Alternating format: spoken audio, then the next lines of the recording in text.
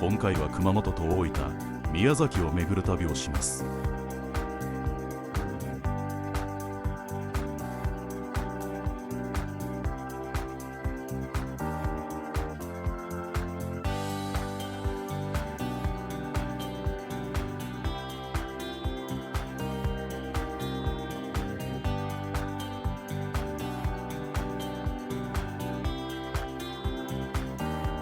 まずは熊本空港で車を借りスタートです。熊本空港は空港の建物が建設中で、仮設の建物で運用されていました。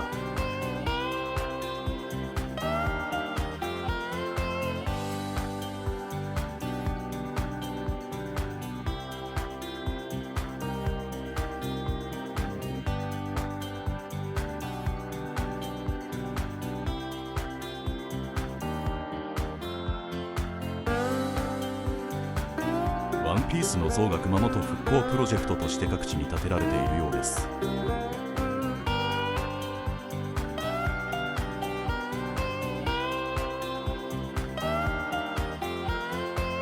白水田名家園邸に到着。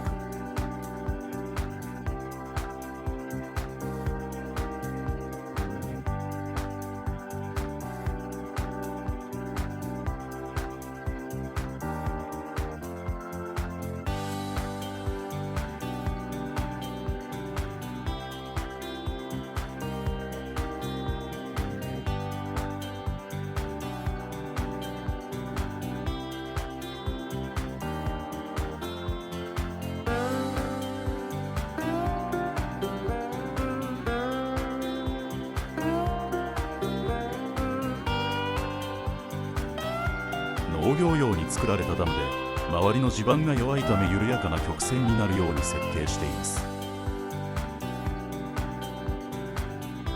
そのおかげできれいな白い川の流れが生まれました。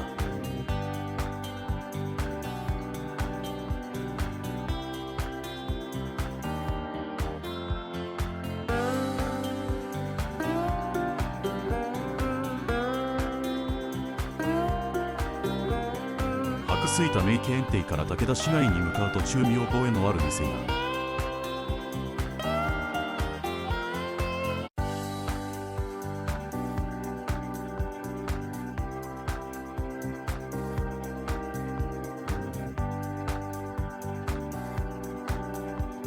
残念ながら閉まっていましたが、水曜どうでしょうでおなじみの姫だるまの店を偶然見かけました。こんなところにあったとは。川宇田湧水に到着。日本名水百選に選ばれた武田湧水群の中の一つで最も湧水量が多いのが川宇田湧水です。水を汲むことができるので、水をいただいて出発です。原尻の滝に到着。滝の前には吊り橋がかかっており、その吊り橋からは滝を正面から見ることができます。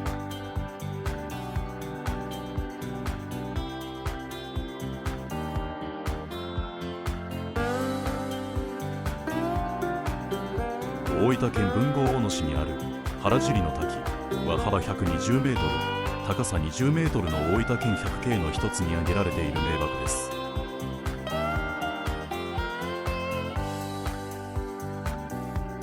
田園に囲まれた平地に突如滝が現れるのが特徴で、東洋のナイアガラと称えられます。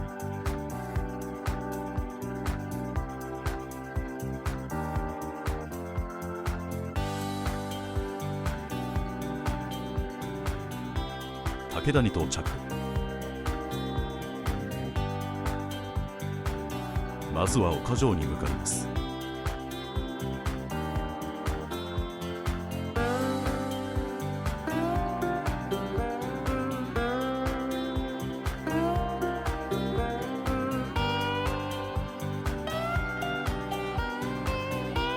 標高325メートルの天神山に築かれた日本百名城の一つ、岡城は1185年に源頼朝に追われた源義経を迎えるために築城されたのが始まりと伝えられています。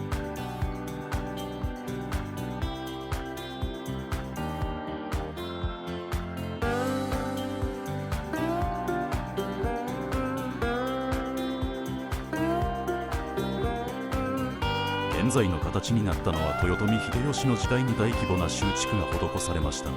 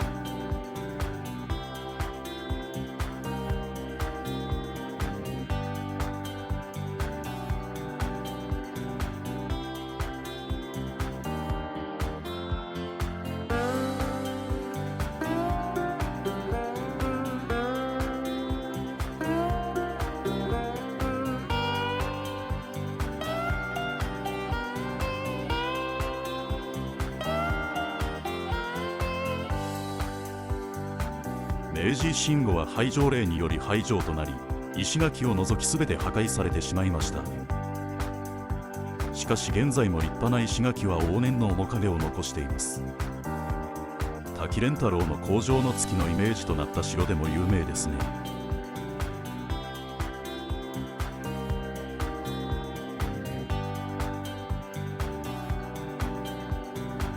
石垣がきれいに残っており、私好みのいいお城でした。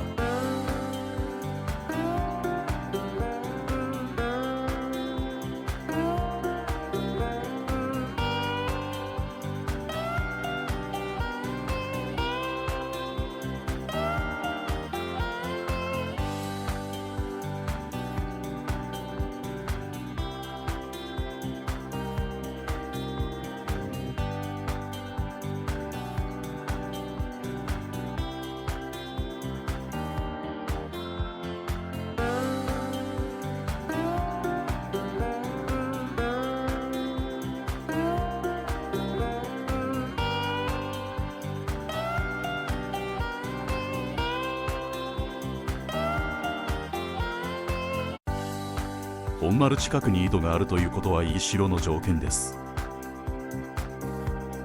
守りやすさはもちろん、籠城時には飲み水の確保できるかが重要でした。本丸に到着。本丸は山城なのに思ったより広かったです。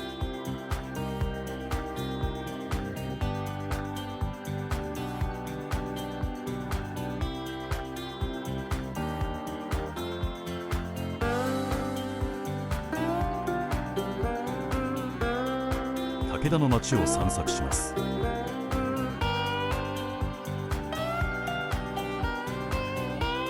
城下町の面影を残したいい町並みです。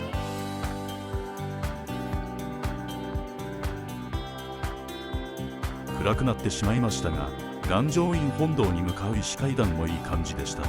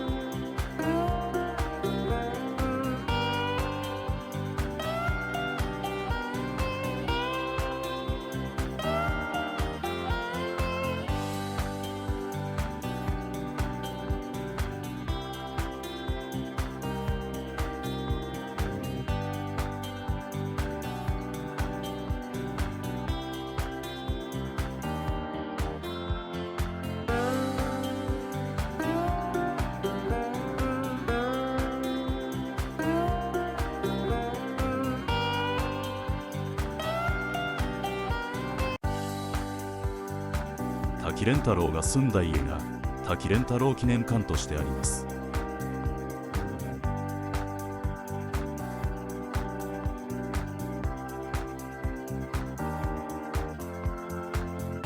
住宅街の中に小さなトンネルが。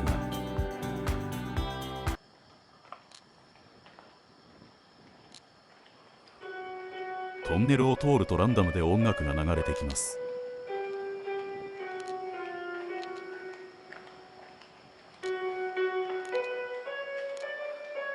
今回は工場の月でした。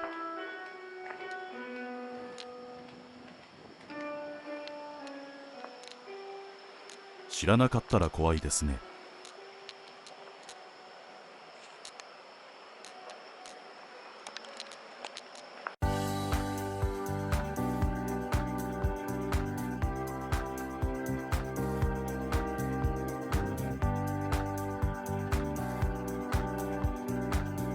武家屋敷通りに来ましたが、もう暗くて動画ではよく映っていませんね。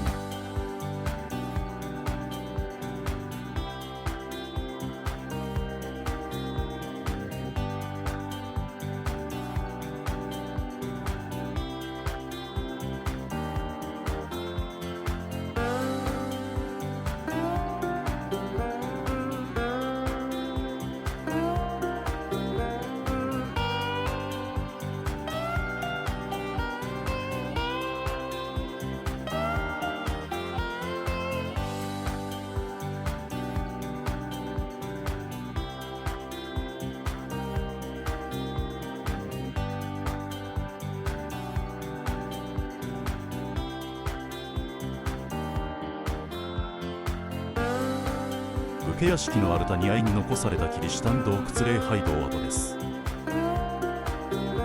内部はドーム状の祭壇になっており、前面には5つの窓と屋根部分がくり抜かれていて荘厳な雰囲気が感じられるはずですが、暗すぎてよくわかりません。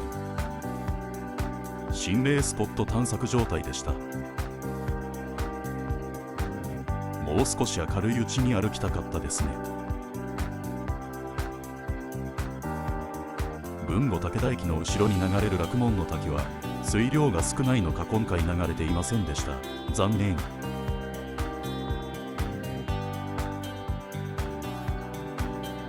杖立温泉に向かう途中で世界一の大ブランコに到着。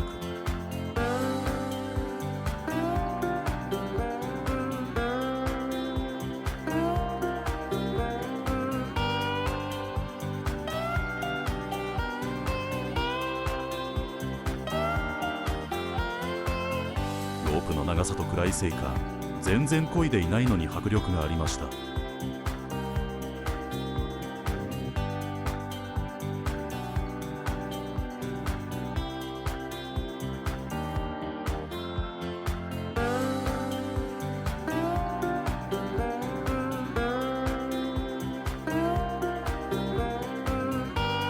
暗くてよく見えないと思いますが、大きさはなんとなくわかると思います。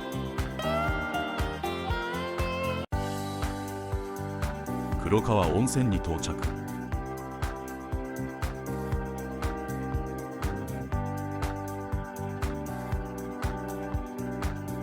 到着が遅すぎて日帰り入浴は終了。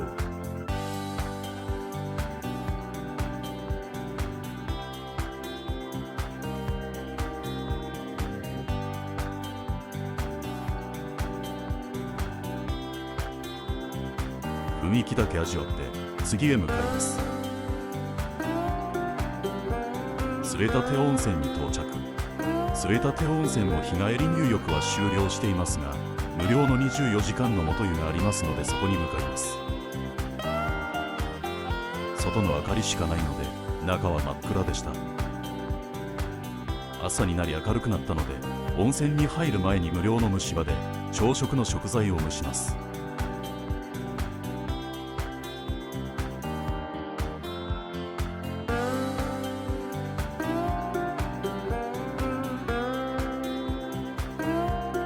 蒸し場の横には卵や手ぬぐいの自販機がありました。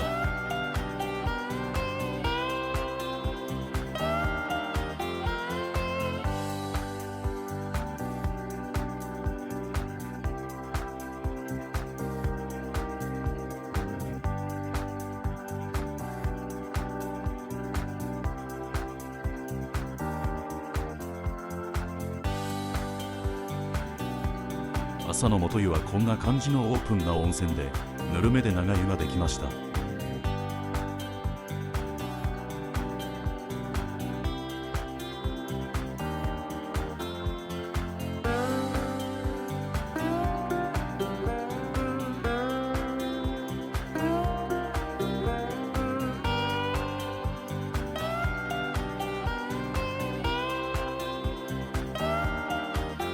下城に到着。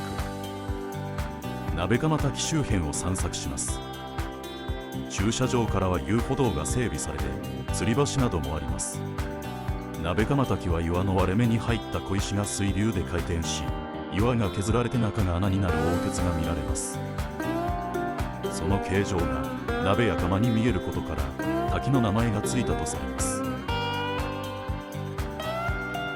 滝のすぐ近くには樹齢1000年以上という国指定の天然記念物の下城の大イチョウもあります。大イチョウが色づく季節には夜間のライトアップも行われるようです。小国に到着。まずは欅水田に向かいます。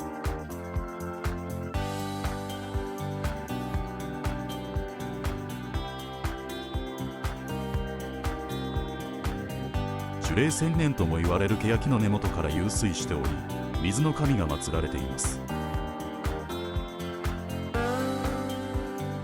江戸時代、この水神様や小国両神社にお参りすることを日課にしていた橋本淳左衛門が吉兆を感じ、富くじを買ったところ一番くじを当てた縁起のいい場所です。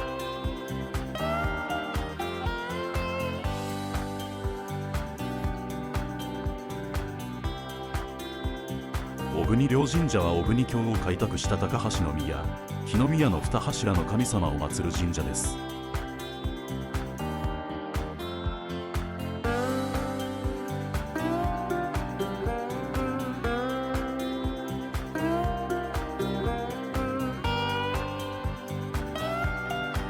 周辺探索に小国両神社の駐車場を利用させてもらいました。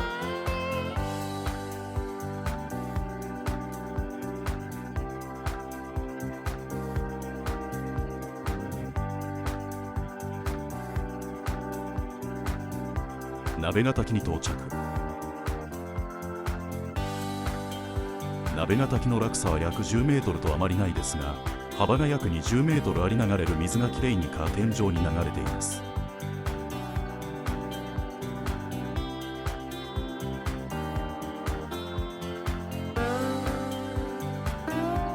この滝の一番の特徴は滝を裏側から眺めることができることです。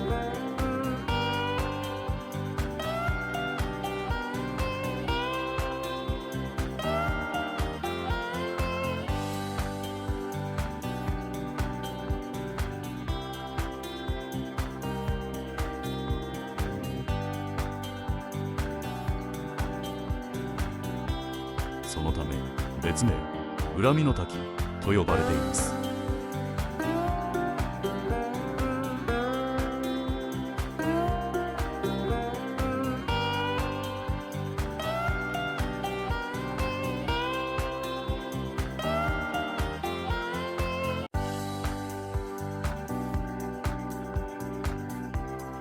大山ダムに到着。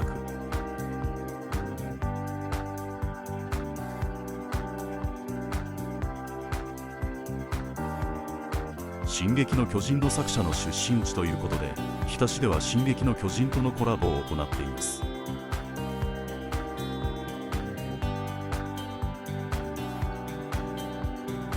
ダムではスマホにアプリを入れると、このような AR 写真を撮ることができます。ダムだけでなく、北の各所に撮影スポットがあり、いろいろな写真を撮ることができます。日田市内に入り、名物の焼きそばをいただきます。北の焼きそばは麺をパリパリになるまで焼き付ける焼きが自慢の B 級グルメです。新しい食感でしたが、カリカリの麺も美味しかったです。豆田町商店街を散策。豆田町は江戸時代幕府直轄の天領として栄えた城下町で、今なお当時の繁栄の面影がある古い建物や町並みが数多く残っているエリアです。北はここのエレン山の山々に囲まれた自然豊かな地域で杉やヒノキの産地として栄えました。天領として北大官所が置かれ、代官や御用商人がによって江戸や上方、長崎の文化がもたらされました。独特の商人文化を築き上げ、今でも当時の町並みや建物、文化財が残っています。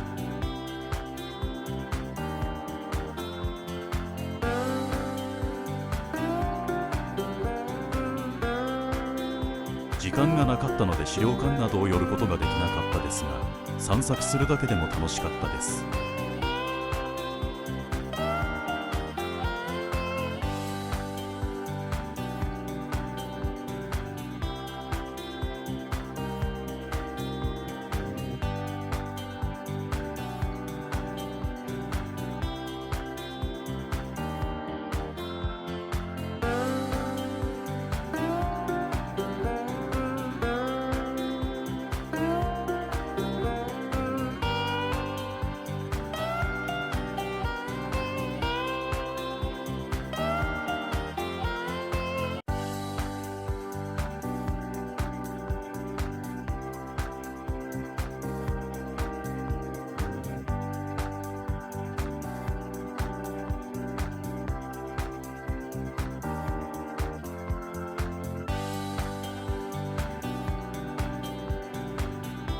ここから滝祭りです。桜滝に到着。逸馬高原に源流があり、楠川に合流する郷楽川に架かる滝で、落差約25メートル、幅約15メートル。水量が豊富で、流れ落ちる滝水が無数の非常に細かい筋になり、しぶきが桜の花のようであることから、桜滝という名が付けられたとされております。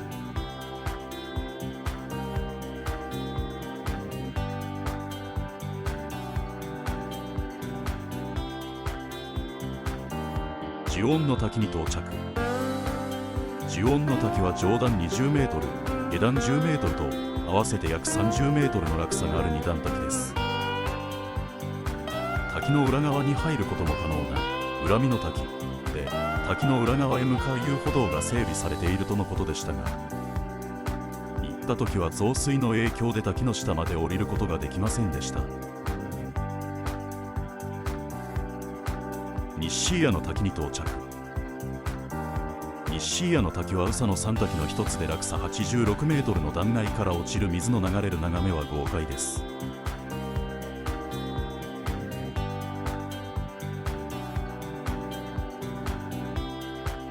現在は第一展望台より下に降りる通路は崩落の危険があるため、下から見ることはできませんでした。宇佐のマチュピチュに到着。宇佐のマチュピチュ展望所から望む西椎谷地区は、地元の人が秋葉様と呼ぶ円錐型の山を背景にした棚田と集落の景観が、南米ペルーのマチュピチュに似ていることから、宇佐のマチュピチュと呼ばれています。吹野の滝に到着。宇佐の三滝の一つの高さ65メートルの吹野の滝は、小滝と目滝の2つの滝からなる滝です。ここは上から見ることができる展望台と、遊歩道を歩くと滝壺から見ることができます。2カ所は場所が離れたところにありますので注意してください。滝壺へ行く駐車場までの道は狭いので、大きな車は注意が必要です。また駐車場からの遊歩道は足場が悪いので、歩きやすい靴で行ってください。東椎谷の滝に到着。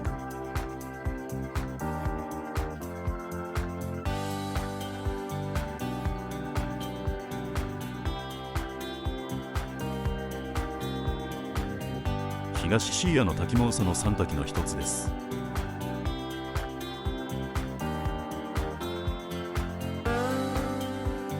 高さ85メートルの断崖を落下する様は見事で、日光華厳の滝に似ているところから九州華厳と称されています。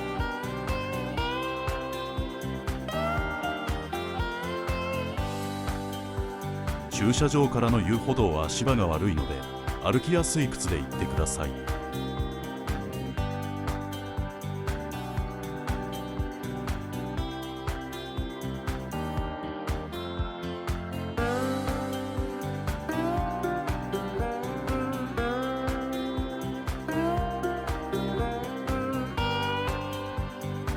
湯温泉保養ランドに到着。ここは大きな泥湯の露天風呂があるのが有名です。保養ランドの泥湯の特徴は強い酸性の泉質で、お湯が目に入ると痛いので注意してください。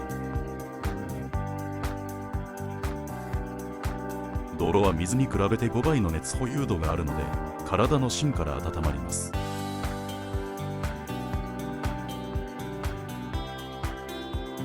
泥湯の他にも青みがかった硫黄泉のコロイド湯の内湯もいいお湯でした。別府市内に到着。竹瓦温泉の前まで来ましたが、台風の影響で雨が降っているので今回は入らずに就寝。明晩、湯の里温泉なども台風の影響で早々と閉めており、別府の街は堪能できませんでした。動画が長くなりましたので、今回はここまでです。ご視聴ありがとうございました。良ければ他の動画も視聴していただけると嬉しいです。